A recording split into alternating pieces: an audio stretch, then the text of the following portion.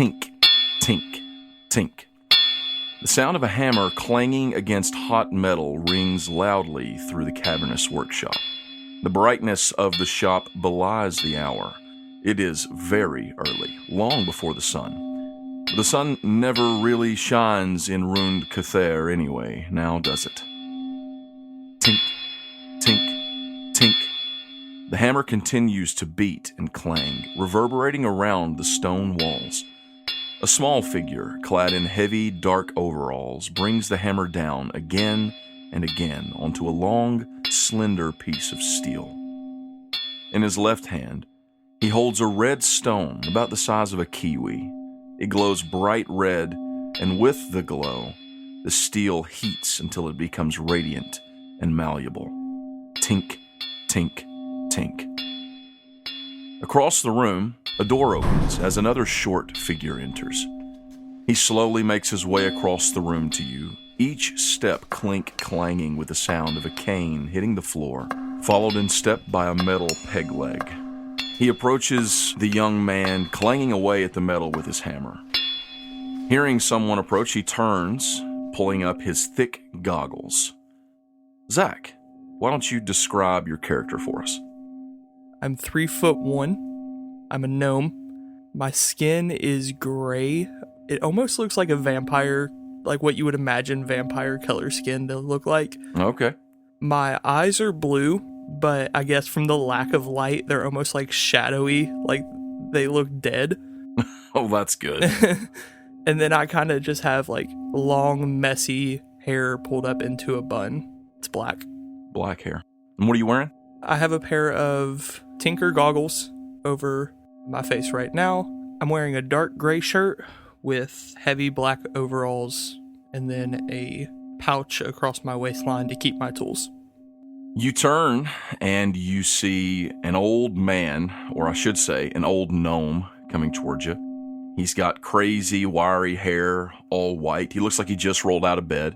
He also has a pair of goggles on, but they are thick and they make his eyes look huge. You know these as his prescription goggles. You know, he made them himself. He is wearing what looks like an apron over a nice button-down white shirt with big black stains all over it, and then some long, thick, heavy gray pants as well. He's got his cane in his right hand where he is making up for the lack of half of his right leg, which ends around the knee and has a metal peg that he is leaning onto as he walks up close to you from behind. And as you turn to see him lifting your goggles so that you can see him, better, he says, "Well, good morning, Chris." Hey, Gearby, how are you? I'm good. I can see you're already at it this morning, bright. Well, I would say bright and early. It's bright in here, but it's still night. Have you been here? Have you been here all night? Yeah, I didn't leave. Well, today is a pretty important day. You need your rest, Chris. It's nothing I've, haven't taken care of before. Well, maybe that's true, but it's a big day, Big day. It's the last one, isn't it? Has it really already been 10 years? Yep, 10 years. Feels like it's gone in the blink of an eye. Well, that's good, I guess. I try to make this a pretty good place to work. Have you enjoyed working here all these years, Chris? No, I'm kidding. It's been great. He kind of chuckles with a deep, hearty laugh. Well, it's been a pleasure having you work here and learn, apprentice. And I've learned some things from you too, Chris. I have. Even an old gnome like me can still learn some new tricks. Well, I'm glad I could teach you something. Oh, Gearby, I have something for you. I made you something. You made me something? I turn and I start, scrambling through the desk looking for pieces, throwing on the final parts, and then the last piece I reach for is it's almost like the attachment to where I'm going to put this on. It has stones grafted into it, but I turn around and it's a metal leg for him. Okay. When I put it on I'm attaching it to his leg, as I put it on and finally click it into place, it starts to blend to where it looks like it's naturally part of his leg. Well, my goodness. This is some of your best work, Chris. Yeah, I had a little time to mess with it, and I'm pretty experienced as I kind of look down at my left hand and start to wiggle it around. Look at that. It looks just like flesh. I'm assuming that's one of your enchantments? Yeah, it's a couple of them combined. You are pretty handy with those stones, aren't you, Chris? Handy, I get it. I didn't mean it like that, but you're right. It is. That's a good joke for me. It's too early. It's too early, Chris. Okay, well, look, I don't know what to say. Here, and he hands you his cane, and he takes a few steps around the shop, kind of feeling it out.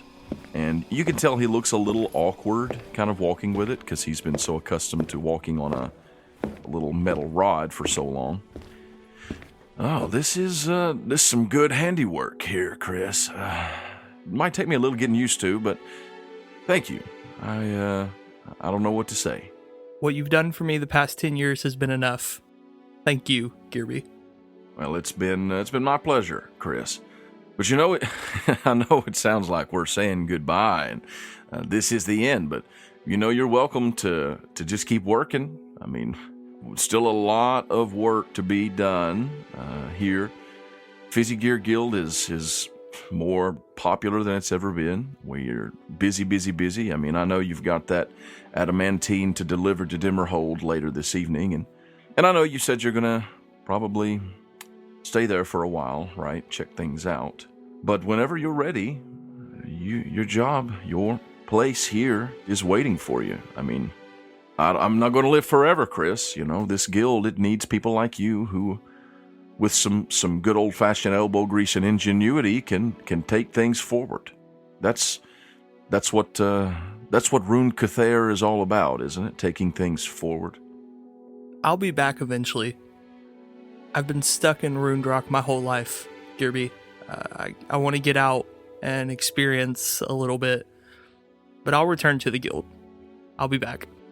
I understand. I've been out a bit myself, you know, did a little wandering around, but there's no place quite like Runedrock.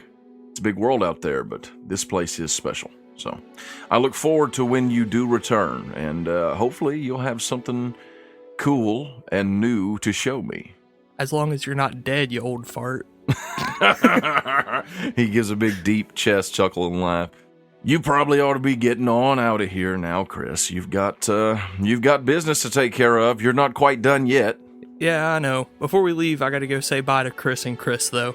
You know, tell them I said hello. Tell them I said thank you. Are they doing okay with all this? They doing all right? I mean, they're a little sad, like all parents would be, but they'll get over it. All right, well, tell them I said hello, and you have a good morning. You too. I grab my staff and swiftly move out the door. Chris makes his way across the workshop, stepping toward the back, and there is a large metal door, the same one that Gearby just came through a few moments ago. You step outside, and it is dim outside. It seems almost like dawn, you know, where the sun is just starting to sort of glow the sky. Of course, the sky in Rune Cathair is not the sky. It has been crafted to look sky-like. It has a sort of bluish glow, but not the same sky blue. It is a stone ceiling, this cavernous underground city built somewhere far beneath the surface of Manumi. Chris, you step out the large door, and it's quiet out, dimly lit as this faux dawn has begun. It's mostly quiet except for this low, consistent hum that seems to permeate the city. In fact, it's always seeming to permeate the city. It is a constant sound of machinery that reverberates through the streets, especially in this part where you are near the Fizzy Gear Guild workshop. You know, it's a very industrial part of the city, and right here there's a lot going on. So there's a lot of that machinery sound and that hum. You step out onto the street, and right there in the front, where you expect, is a small, what looks like metal or stone pod. It's spherical, almost perfectly round, and small, but just large enough for you. You walk over to the pod. There's an opening in the top with a seat down inside. You hop over, stowing your staff away, and you reach into your satchel and you pull out this perfectly circular plate. You take the plate, and there is an indention in front of you inside the pod that is the exact same size as this plate. You hold it over it, and you hear a low hum, and then it clicks into place magnetically. Then the pod begins to hum, vibrate, and hover off of the stone street. And it begins to move forward, slowly at first, but gathering speed. It goes forward from the entrance of the workshop to the guild until it reaches the street rails. You turn the circular plate in front of you in its place until it turns orange. The pod passes over these blue rails down inside the street and these green rails until it reaches the orange rails, and then it turns and takes off over top of these rails at a faster speed. You don't see many other pods on the rails this early coming or going, as Ruined Cuthair is still mostly asleep. But within just a few minutes, as the ceiling sky above you begins to glow a little brighter and a little brighter, you turn the circular plate one more time and the pod slows and then veers off from the orange rails. You guide it through some smaller streets, moving slowly, passing numerous houses and structures, until you turn in through a swinging circular gate beside a tall cylindrical structure. Once you pass through the gate, the pod clicks onto a short rail, leading to a designated stopping point. The humming quiets and the vibration stops as the pod lowers back to the ground, resting. So I remove the plate and put it back in my satchel. I hop out of the hole at the top and start heading towards the back door of the house. You go inside the back door, and you're immediately greeted with the smell of hot breakfast being prepared by your mom, Chris. And when I say that, I don't mean Chris's mom, I mean Chris's mom, Chris. Because everybody in this Chris house is Chris for some reason. I'm not sorry. I'm not sorry. You walk forward, you enter the back door, and your mom, Chris, is standing there at the stove, cooking what you can smell because it's your favorite breakfast. You request it often. Fresh eggs and mushrooms. Your mom is cooking eggs and mushrooms, and she hears you walk in, and she turns. Good morning, honey. I've got breakfast cooking. Why don't you describe what your mom looks like? She is slightly taller than me. So like 3'2"? Yeah, 3'2". She's an inch taller. It's a big difference in the gnome world. That is slight. It's slight. You know, it's a slight, yeah. But she has the same like colored skin as me. Mm-hmm. So the gray tinted. The grayish. Yeah. Sure. Her eyes are actually green, but same as almost everyone in Ruined Rock. They have that gray, cloudy to them from, lack of sunlight. Okay. She has long black hair down to her ankles. And then I assume since she's at the house, she's just in lounging clothes, probably has an apron on from where she's been cooking all morning. You walk up to her, and as is usual, she is humming a little tune, singing to herself while she's cooking. She pauses as you walk by. She turns and gives you a little hug around the neck and a kiss on the cheek. So, you didn't come home last night. Yeah, sorry. I got caught up in the workshop. I was trying to surprise Gearby, for my last day. Oh, did you finish the leg? I finished the leg, and it is amazing. Oh, I bet it was. How did he like it? Did he take it well? He seemed to enjoy it. It'll take some getting used to. No doubt. Years on a metal leg doesn't just go away overnight. Oh, no. But he I'm sure he's very thankful. He's a good man. He's done a lot for this family. Yeah, if nothing else, he gave us a source of income, but also taught me some very important life lessons that I'll never forget. Yeah, a lot more than income for you, Chris. He taught you a lot. If it wasn't for Gearby, then you certainly wouldn't be the gnome that you are today. Don't forget that now that you're going off on your adventure or whatever. Gosh, Mom, do you want me to call him Dad or something? Jeez. No. I'm sorry. I'm a little amped. It's a big day. Don't get all emotional on me. I don't have time for this. She looks sad. She looks up and she looks down at you, I guess, a little bit. I'm sorry, I just can't help it. You know, my baby boy's going out on his own. It's a big day. I'm excited for you, Chris. I really am. But I'm also nervous, you know? I mean, I am your mother. Mom, I'll be back. Like you said, Gerby made me, the gnome I am, okay? If I'm even half the wizard that he is, I think I can handle it. Yes, well, breakfast is almost ready. Why don't you go upstairs and get your father? Okay, so I walk out of the kitchen into our, little living area. Okay. Mom and Dad keep the house simple. Mm-hmm. Very few decorations, just occasionally something to sit in, a couple of desks, scattered throughout the house. Mm-hmm. But then there is a large spiral staircase leading to the upper floor. Yeah. And your dad's workshop is at the top of this cylindrical house, right? Yeah. So you make your way up there, you come to the top, and the door is open. You step inside, and your dad is leaning over a large stone work table, working on something. Why don't you describe what he looks like? He's actually quite a bit bigger than me and Mom. Probably 3'9". Oh, wow. Well, yeah, he's large. Yeah. He's bald. Okay. Of course, the skin and the eye situation are pretty much the same. Okay. But he has brown eyes, and then he kind of has a hole in his cheek from a fishing accident from when he was a kid.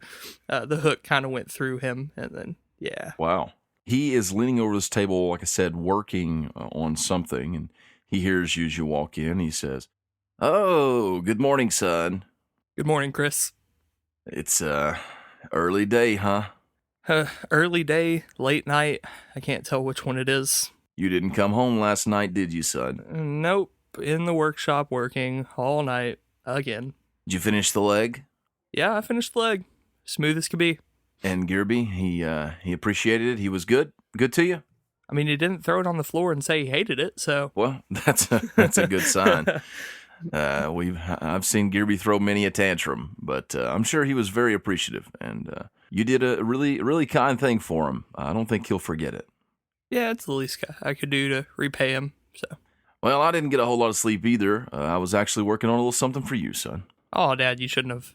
Well, my boy's going out on his own, be his own man, try out the world or whatever for a little while. So I figured your old fisherman dad could probably do a little bit to help out with that. And he turns and he's holding in his hand a staff, a long wooden staff, around the same length as the one that you're carrying now.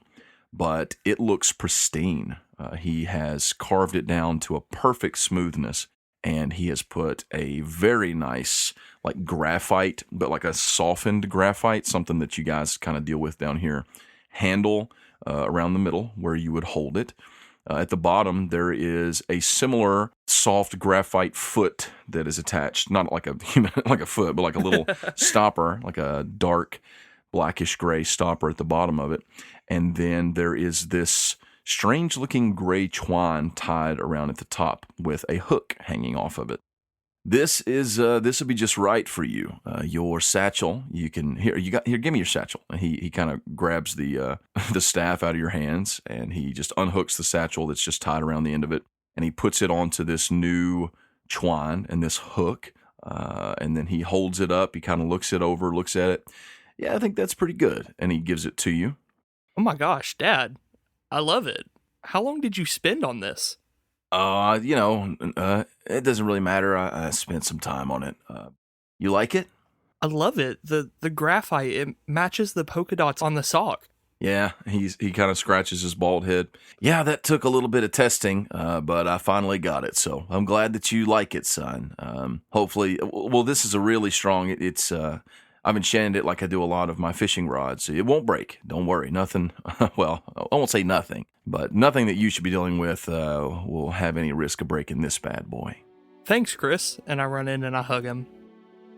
I'm going to miss you and Mom. I'm going to miss you too, son. Your mom, she's holding it together pretty good, but she's kind of had a little bit of a hard time with this. Yeah, I know. Don't let her cry too much. I'll be back. It won't be that long. As you say that, there is this sound that sort of reverberates through the walls, as it always does here in Ruined Cather at 7 a.m. sharp, signaling that it's morning, it's time for the workday to begin for most people.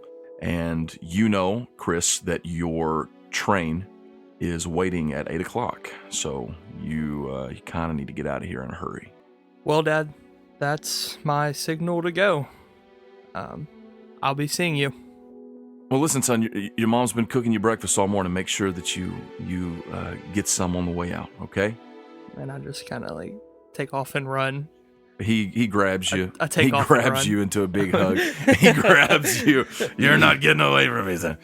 No. Give me a hug, son. I don't know when I'll see you again. Come here. Y'all are so emotional. And I just hug him. And then He gives you a big hug, and he pats you on the back and says, make sure you write when you get the chance. It'll mean a lot to your mom. I will. You head downstairs, and your mom is standing there. She is holding a little plate of eggs and mushrooms, as well as a little box that she's put together, a little basket, sort of. And she's got tears in her eyes. You can tell she's been crying, but she says, here's your breakfast, honey. Eat it while it's warm. And I've also taken the liberty of packing you some lunches in this little basket.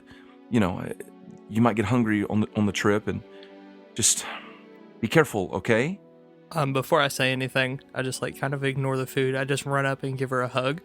Okay. I'm more of a mama's boy. So with Dad, I was real, trying to act tough. With her, I just run up and give her a hug. Yeah, she gives you a big hug. Holding back the tears.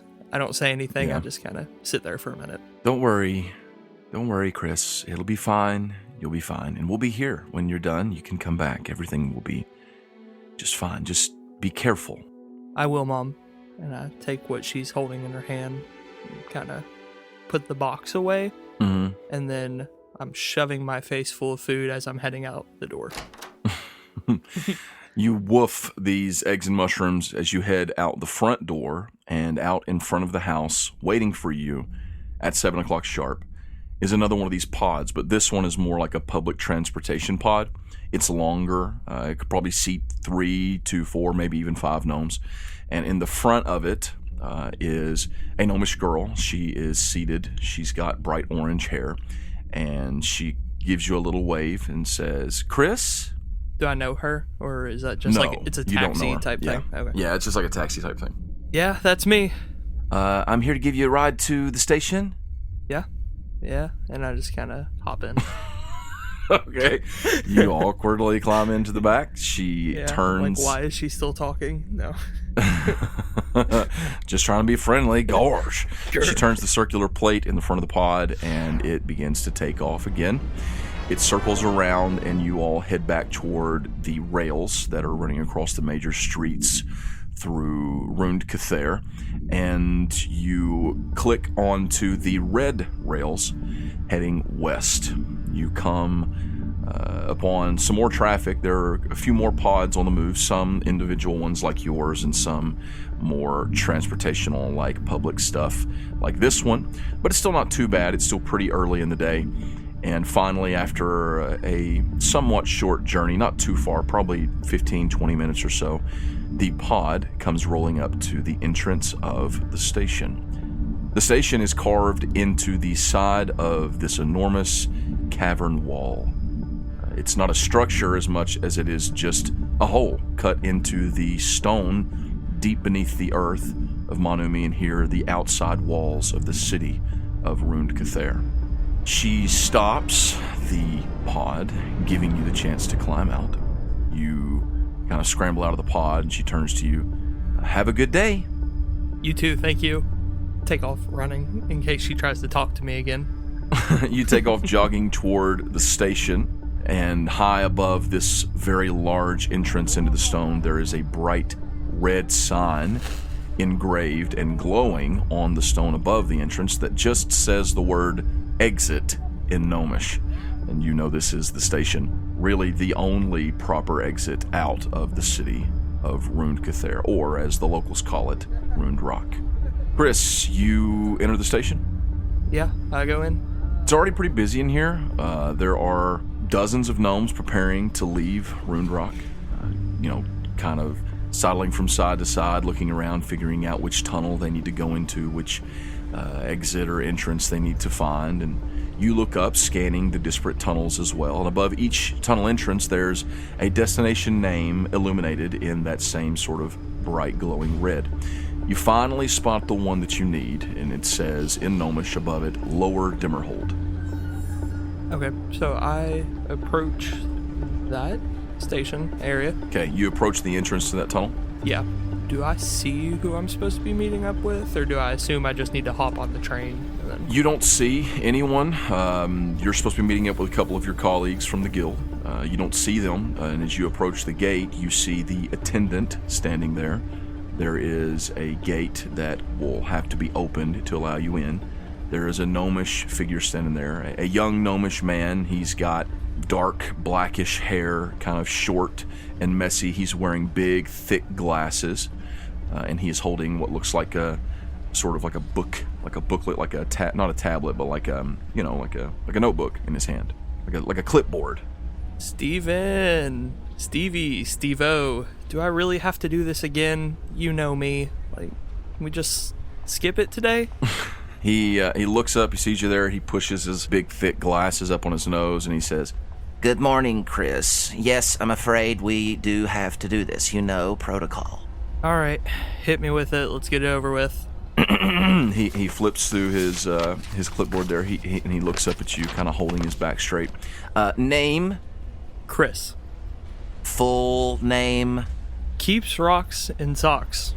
He flips through a few pages. He looks up at you again. Guild?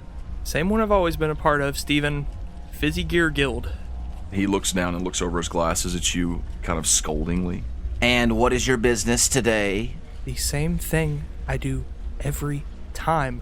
I'm delivering goods, this time to Dimmerhold. And what goods are these? Adamantine.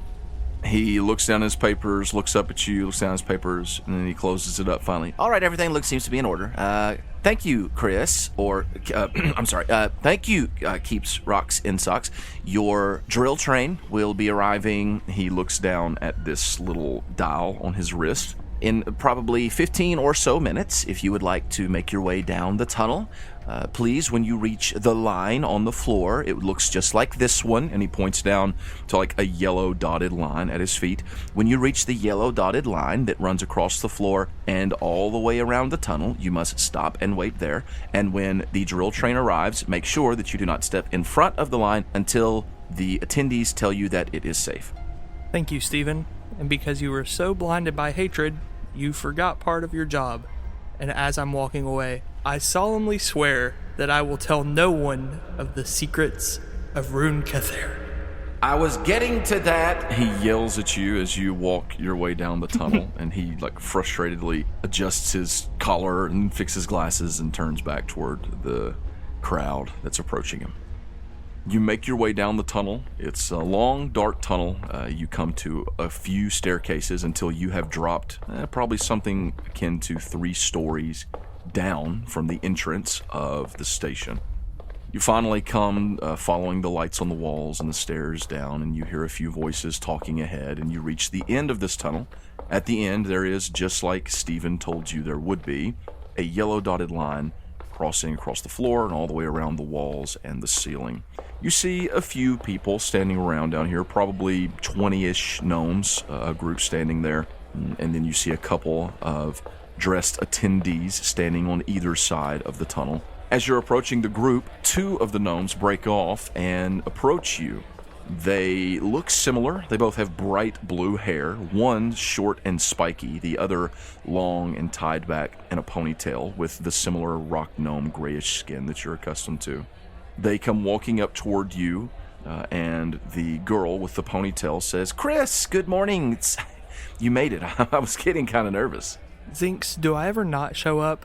No, of course not, but, it's a big day, and it's your last day, and, sometimes people like to call in on their last day. Why would I call in? This delivery is my ticket out of here. The male gnome steps forward, who looks uncannily like her, as they are twins. says, I've been trying to tell her, Chris, that you would never abandon us on such an important mission. But you know Zinx, she's a bit high-strung and maybe a little crazy. A little? That's the best you got? He steps forward. He also is pulling behind him a small, what looks like kind of like a solid gray suitcase. I have the adamantine here. Do you want me to just keep it with me, or do you want to take it with you? I mean, this is your operation. Since I'm going to be kind of leading the pack, you hold on to it. Might take it later when we split up at Dimmerhold. Zinx says, now, Zalbar, you make sure you take good care of that. That's worth a lot of money. Zinx, can you just chill? I'm chill. I'm just excited. I've never been on a trip to Dimmerhold like this before. I'm excited. And you know, the Gauntlet of the Moon, they're saying, is coming up real soon. Are you going to stick around and watch it? Watch it? I plan on participating. You think I'd miss an opportunity like that? Zinx and Zalbar look at each other and then look at you. And then they both start laughing. That's a good joke, Chris. Good joke. I kind of look at them and then look up at my sock. I may not be big, but I got some tricks up my sock. I was not ready for that. And Zalbar says, you're serious?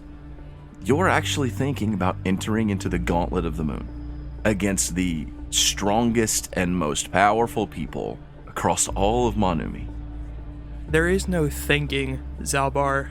I'm doing it. And if I get beat, then that just means there's so much more I can learn from that experience. Zinx nods along with you. I think it's very brave, Chris. I think you'll do well. Just be careful, and maybe we'll stick around and watch you. That would be great, as long as we have time. Gearby's pretty strict about schedule, getting there, getting back. That's true. We may not have time to stick around to see your untimely death, Chris, Zalbar says. And as he says that, you hear a whistle coming from the two attendees behind you, and you turn to see the stone wall opposite, probably 15, 20 feet away from the dotted line, has begun to glow red hot. And soon a large metal tube comes right through it, churning through molten rock. The large metal tube is turning, covered in spirals like a gigantic screw, and the molten rock runs off of it like water onto the floor, as if it's repelled by some unseen magical membrane. Two gnomes approach the attendees from the left and right as the tube stops and cast cold air over it with glowing orbs. Once their work is done, the pointed front of the tube creases and opens up into three parts. Its bottom portion lowers with a staircase on the inside. The attendees now step forward and begin motioning for everyone to walk up and begin boarding the driller train. That's our cue. All right, let's get it, Nomies. Everyone in front of you steps forward. Everyone else in the line is in front of you all as you've been standing back talking. They begin boarding the driller train. Zalbar and Zinx step in front of you, stepping up the staircase, and Chris, you pause at the top of the steps with one final glance back. While you've taken many trips from Ruined Rock before, this time's different, and you can't help but wonder when you'll hear that thrumming hum of your hidden home again.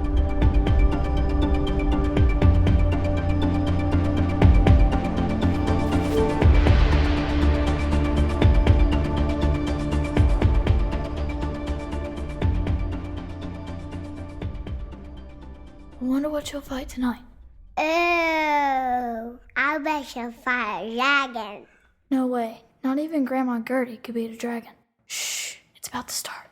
The warm lamplight shining from behind a gigantic bearskin pelt dims, and the room becomes very dark. The children sit silent, waiting with eager anticipation. And then a voice begins to speak from behind the curtain. It was a warm night in the Southlands. Gertie, the Stonefire, was traveling back from the jungles north of the magical city, where she had dined with the lords of the elves. They had offered her gifts, wagon loads of gold, but she told them she wouldn't take anything she couldn't carry on her back.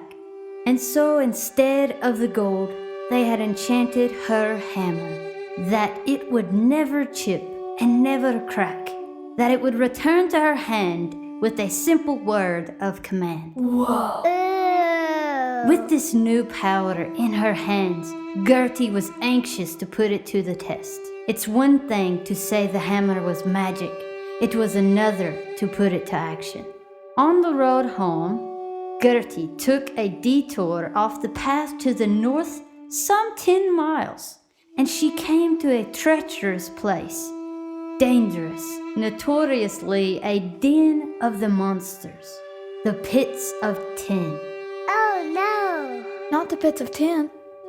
With a flourish, one side of the bearskin pelt is pulled to the left from the middle like a curtain, and a bright yellow lantern shines from the ceiling. To the left, walking in place, is a young dwarf, clad in animal skins and painted with tribal markings on her face and arms, bluish-green. Her blonde hair is pulled back in a ponytail, and in her hands, she holds a great war hammer, crafted from a loaf of bread painted gray and stabbed through with an old broom handle. As the sun reached its peaks in the sky, she slowly crept her way down toward the pits, her ears and eyes open, looking for the first sign of a death dog or drake to test out her hammer on.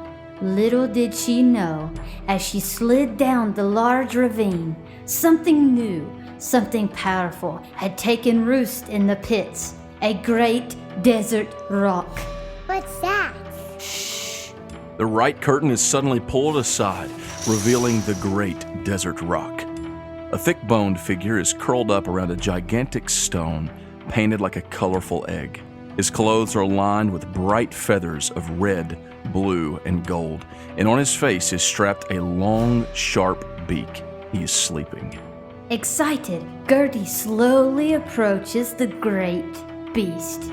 Tiptoe, tiptoe, one step at a time. She says, tiptoeing toward the feathered man hugging the rock. Closer and closer, she stepped up onto its nest. The great hammer raised high above her head, and then... The feathered man rises to his feet, his arms flapping ferociously toward the dwarf. They begin running back and forth, spinning around one another. The desert rock flaps his feathered arms in her face, pecking with his gigantic beak. The dwarf drops and rolls across the floor, away from the great bird as the children cheer her on. Go, Gertie, go! The feathered man squawks again loudly.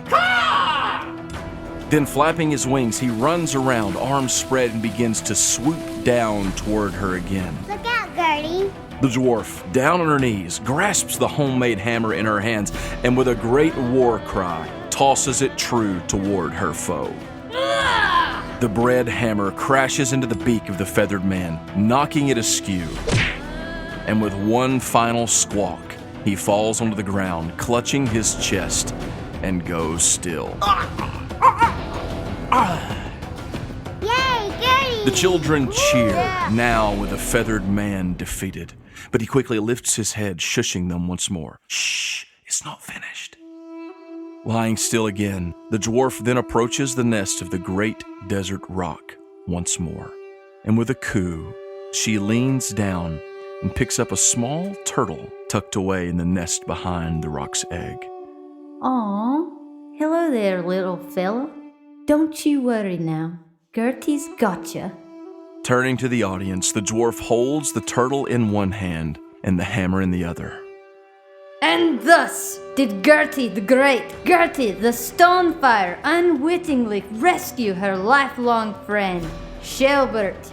And that day did her legendary weapon claim its name, the Turtle Rock. The children cheer again, clapping together as the blonde dwarf and the feathered man rise to their feet, bowing for their audience. All right, now, that's enough. It's time for bed. You've had your show.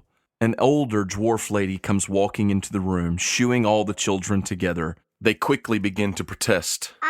Just one more? Come on, Mom. We did all our chores today. Can we have one more story? Yeah, Mommy, one more story. No, that's enough now. It's time for bed. You've had your stories, she says, shooing them off toward the steps. Okay. Now tell your father good night, and tell your sister good night, and off to bed with ya. Okay, fine. Good night, Dad. The feathered man stands, pulling the beak off the side of his head. He sheds the big feathered cloak and then steps toward his children. Come on now, it's time for you all. It's time for bed. It's time. Come with me. No whining, no whining. Head right upstairs. I'll tell you what, I'll tell you one more story before we go to sleep. Yay! Yeah, awesome. Thanks, Dad. Good night, Mom. Good night, Mommy. Good night, my dears. The dwarf man, his long black and gray beard hanging down to his knees, turns again to his acting partner. Good luck, Mogert. I know she seems a bit scary, but there's nothing to fear. The worst you can do is say no again. Yeah, you're right. Thanks, Papa. Oh, don't you worry. I'll be upstairs when you're done. Okay. He turns and heads up the stairs after the kids, yelling at them and squawking like a great bird. So, you turn. Your mother is in the kitchen, still cleaning up from the night's supper, getting things ready before she settles down for the night. And Mogert is nervous. You step forward toward the doorway, you pause, brush yourself off, and kind of look down at yourself. Why don't you describe exactly how Mogert looks? Well, she's took off her outfit. Okay. She is pretty tan. She's blonde. She has her hair in a low ponytail. Okay. She still has the paintings from the act that they just did, the teal painting. She's got a sleeveless shirt on. She has bright teal eyes with a tan complexion. She nervous? Oh, she's real nervous. You step into the kitchen. It is a simple kitchen, but large, and the dinner table sits right in the middle of it, with a cooking stove off to one side near the hearth, if you will, and then some counters and space for preparing foods. As you step into the warm light where the torches are still burning bright, your mother turns, seeing you standing there. Oh, Mogert, be a dear. Will you grab that wash basin, please, and bring it over here? I don't think she would say anything to her. She would just go do it. So I think that was one of our best shows that we've done. Oh, sure, yeah. I always did like the one with the turtle rock. Yeah. Me and your father had a real blast putting that one on for you when you were just a wee lass. I remember. And you hit him so hard that one time he fell over and hit the wall and knocked him out. Well, we learned our lesson not to use a real rock in the hammer. He's got a few bruises and knots. I think he's still got that knot on the side of his head from that one. Yeah. The children really do love it, don't they? Yeah. Max and Dax, they are just really getting into it. Oh, and Roxy, she's hopeless, isn't she? Yeah. She loves it. I went to see Sterling and Rosie yesterday. Oh? Yeah. They're doing good. Kids are looking good. Right. Sterling had the scroll. Oh, yeah. The scroll from Dimmerhold. Yeah. Right. Yeah. He said he's not going. Your mother sighs. Mogert, we've been over this. I know. But they did send it to the Stonefighter clan. Sure they did. Who will go? If Sterling doesn't go, who will go? She leans on the countertop, wringing out the wet rag in her right hand. Mogert, it's not necessary for anyone from the Stonefire clan to go. It's a little rude, don't you think? It's not like they're going to roll out the red carpet for us, dear. It's not even a sure thing. It was an invitation to try out for the Gauntlet. They would roll out a carpet for Gertie. She did win that right, 1 year. But Gertie is gone. For centuries. Gertie is legend at this point. Look, I know you'd like to go, and I know you think you've got to prove something, but you don't. You're just fine here with us. And she turns and packs some of the clean dishes over and begins to put them away. You never believed in me. She turns her head, cocking it to the side. I'm sorry, what was that? What did you say, Mogert? You never believed in me. Mogert Stonefire. I'll not be hearing that sort of talk from you. But I am your mother. Of course I believe in you. I believe in you as much as anyone believes in you. More. Except for maybe your dear father. Look, I understand that it seems wrong, and it seems like I'm trying to just lock you down or keep you from glory, but that's not the case. You don't know what that gauntlet's going to be, my dear. And I'm sorry, but fighting off coyotes and even the rare death dog is nothing like what those women and those men are going to face in Dimmerhold. It may be my only way to connect with Gertie and become the ancestral guardian of our clan. You know I'm destined for greatness. Yes, dear. She walks over toward you, stopping and placing a hand on each shoulder. Mogert looks down, not meeting her mom in the eye. She takes your face in her hands, pulling your chin up and locking eyes with you. She's probably crying a little bit. Mogert, I believe in you. I believe in your destiny, whatever that may be. If it is to become the ancestral guardian, then I believe that. If it's for Dari or Bargus or Margot or Sterling or even Max or Dax or Sarah or Roxy, I believe. One of you, yes, one of you you'll follow in the footsteps of our ancestors. You'll take on that responsibility. But Mogert, don't chase something if it's not meant to be yours. Okay, Mama. She kisses you on the forehead.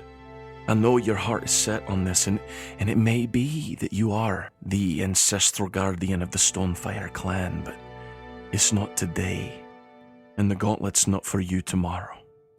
And that's that. She steps back, dusting her hands again. Now off to bed with you. We've got work tomorrow, and off to bed with you.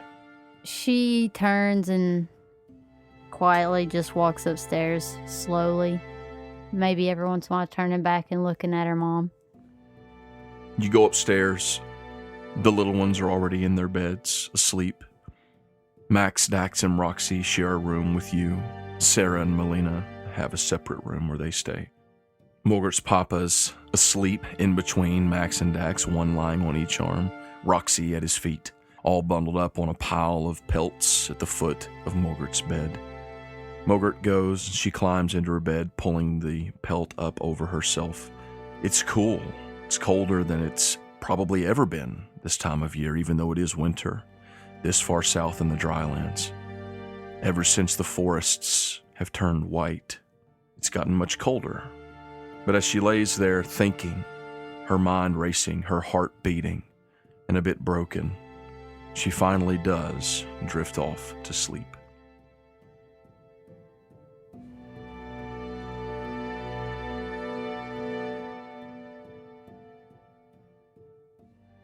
Mogert! Your eyes pop open at the sound of a harrowing cry high above you. You lift your head just in time to see the great feathered beast swooping down towards you, her long talons stretching to pierce you through. You tuck and roll to the side, swiftly drawing the hammer from your back. Run, Mogert! Run! You hear the voice of your father call out to you from behind. With a quick glance back, you see them, your parents, standing high above you on a stone tower, watching as the great desert rock caws loudly and swoops around, preparing to dive in for another strike. You ready yourself, standing with your feet spread apart, bracing for another attack. But as you look up toward the terrible bird, in its shadow, you suddenly feel very cold. You can't do it, Mogert. You hear as your mother appears behind you, whispering. her body translucent like smoke. Run while you still can, girl. You're not Gertie. You'll never be as strong as she. No, you're wrong. You jerk your head upward in time to see the rock's talons swing towards your neck. It latches onto your shoulder straps, lifting you a few inches off of the ground. But the strap snaps, and it takes the great turtle shell from your back, flying high up with it. You're just not strong enough, dearie. Your place is here, with me. Come, I'll keep you safe. You see your mother up ahead, still smoky and translucent, her arms spread wide. Run, Mogert. Now's your chance. You can do it. Your father cries out from atop the tower. I can do this. Go! No, dear. You can't. Another cry rings from above as the desert rock dives toward you. You run forward again with all of your speed, holding the hammer tight in your two hands. But as you run, you notice the teal marks on your arms begin to fade. Then your headband and your leather brace, they turn to smoke and disappear. No! You see, you cannot do it, Mogert. Sliding to a stop, you brace yourself once more. Tears in your eyes, you brandish your hammer. But then, gripping it tightly, your hands pass through the solid handle as it fades to smoke as well. The desert rock dives, screeching down toward you with its talons outstretched. In the moments before its long, deadly claws pierce you through, you see your mother standing just ahead, shaking her head slowly. I knew it, Mogert. You weren't strong enough. I knew it. And as the sharp talons pierce your flesh, your eyes fall on the face of your father, his eyes downcast, closed in defeat.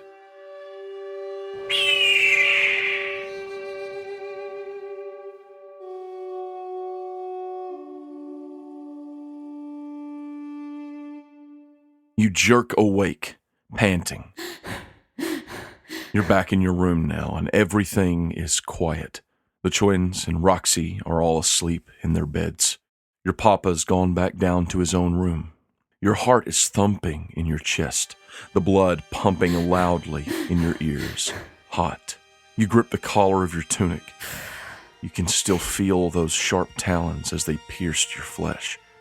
Quickly, you roll out of bed, standing to your feet, your breath rising and falling quickly, your entire body electric with fear and with purpose. Your clothes are damp with sweat, and your heart rising in your chest. She's wrong. They're all wrong. It is my time. I have to go. Now, your heart resigned to what you know you must do. You quickly dress yourself for travel, grabbing a few important things and stuffing them into a makeshift rucksack.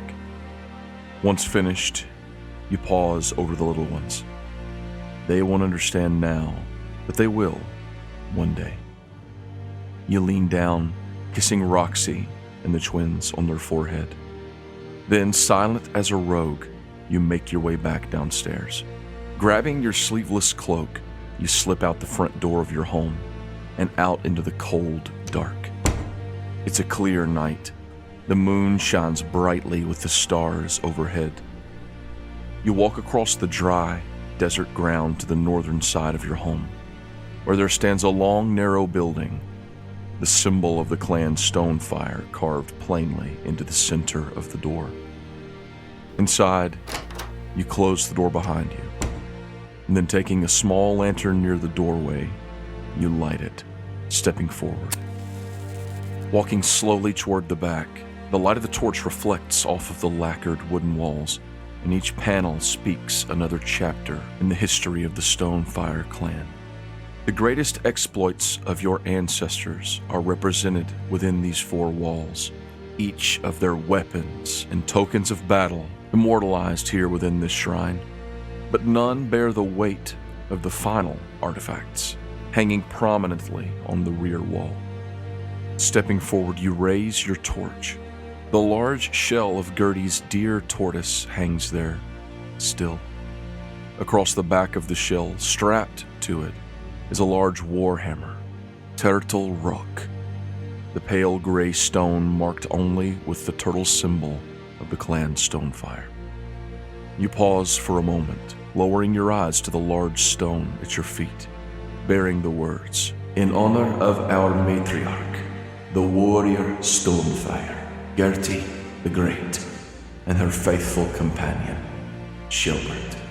Stilling your breath, you reach up, taking the hammer in your hands. You feel its weight, turning it over again and again.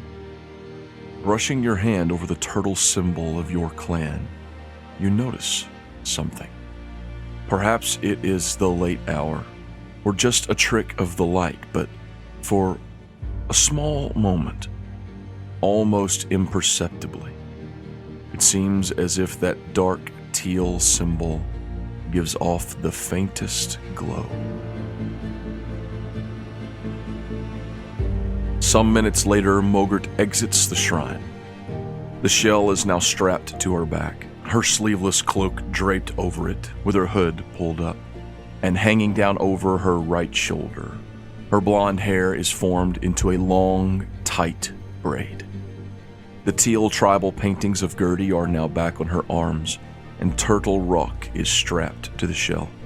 She walks to the stables nearby, stepping inside. Moving forward, she approaches a large, furry beast. A tall, black and gray-haired mastiff raises its enormous head, sniffing her hand and leaning in as she rubs him behind the ears. All right, Smokey. I guess it's gonna be me and you for a while.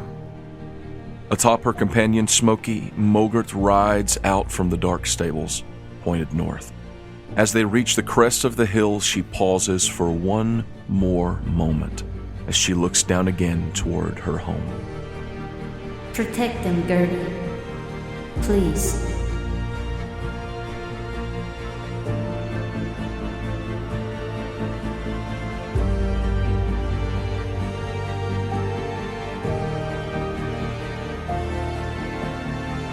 This has been Make Believe Heroes, the Season 4 premiere. Thank you so much for listening. Tune in next week to meet the rest of our cast for Season 4. We love you. Goodbye.